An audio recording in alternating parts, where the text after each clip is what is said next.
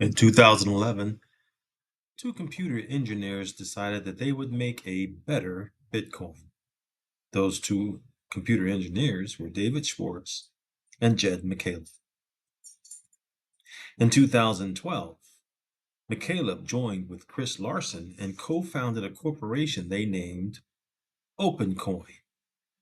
And in 2013, OpenCoin announced that it had closed an angel round of funding with several venture capital firms.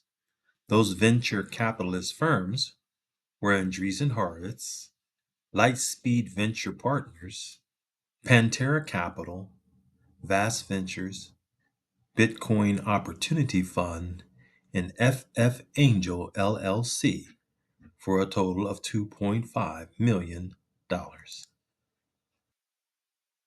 A month later, in 2013, IDG Capital Partners and Google Ventures add an additional $3 million of angel funding.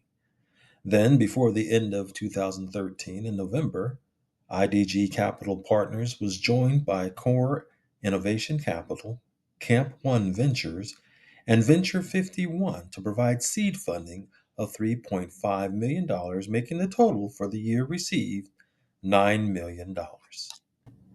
Also in April of 2013, OpenCoin acquired Simple Honey to help it popularize virtual currencies and make them easier for average users. And then in September of 2013, OpenCoin officially changed its name to Ripple Labs Incorporated.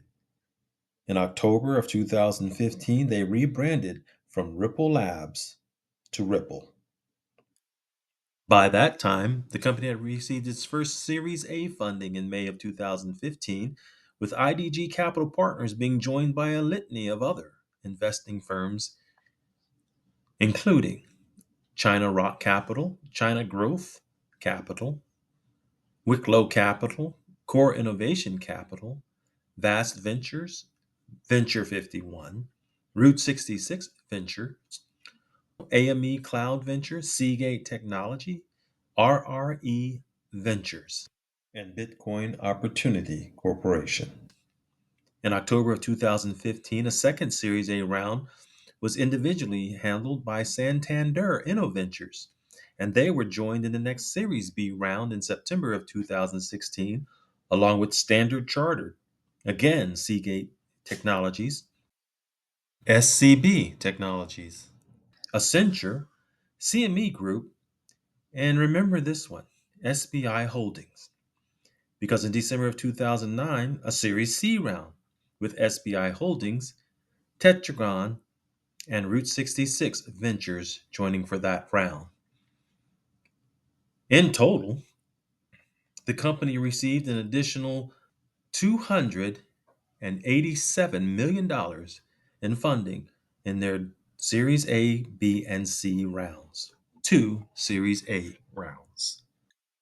In March of 2014, Crosscoin Ventures launched what was called an accelerator to fund companies that would work to advance the Ripple's ecosystem. The authorized startups received up to $50,000 in XRP, the native currency. Ripple also developed early partnerships with ZipZap, co-founding member of the Digital Asset Transfer Authority, acronym DATA. They provide best practices and technical standards, including AML, anti-money laundering compliance guidelines for companies that work with digital currency and other alternative payment systems. In 2019, Ripple announced a $100 million fund for gaming developers, which will be overseen by Forte. Ripple donated $29 million worth of XRP at 2018 prices to USA public schools, and the magazine MIT Technology Review listed Ripple Labs as one of 2014's 50 smartest companies in its February 2014 issue, in recognition of the creation and development of the Ripple protocol, at the time RXTP, and the Ripple Payment and Exchange Network. Remember SBI Holdings? A Japanese bank consortium led by SBI Ripple Asia, which comprised 61 banks, launched MoneyTap in March of 2018, a Ripple-powered mobile app to provide on-demand domestic payments in Japan. In May, same year, 2018, Santander released OnePayFX, the first mobile application for international payments powered by blockchain technology. Whose technology? It used Ripple's Xcurrent technology. Now, Xcurrent is not a blockchain or any form of distributed ledger. The CTO, David Schwartz, described it as a bi-directional messaging that can eventually plug into distributed ledgers.